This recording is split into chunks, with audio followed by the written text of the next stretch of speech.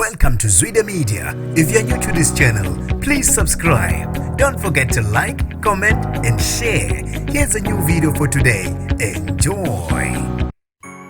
Kuvalwe amehlo kwenzeka isphihli sengozi ku-N2 ngasemandeni la ukutholane khona amatraki amabili kwathi udriver wetruck eyodwa walimala kwabuhlungwana uze wakhesha ngoindlawu waphuthunyiswa esibhedlela ngendiza enophephela umhlana abezosizo oluphuthumayo kuthiwa batheleke ngokusheshsha bazama okomhle ngozibonela uthe ngidlulele ingozi ebandakanya amaloli amabili emgwaqeni ku-N2 ngasemandeni indlela lengozi ebeyiyona bekungathembisi nokuthi abantu ababekade behamba ngeloli elingemuva bazosinda indaba ezinhle ukuthi basindile noma belemale kanzima udriver wayo uze wathathwa ngendiza enophephela emhlane ngenxa yokuthi ubelimale kabuhlungwana abantu ke bafethu bayijabulele kakhulu le indaba ukuthi bakhonile ukusinda yize noma bekukube ngendlela emangalisayo mina njengentatheli ka YouTube sengiphuma kanje ngizofisa ukwazi ukubhala kwakho khona lapha kwi comment section awungibambeke evidweni elandelayo.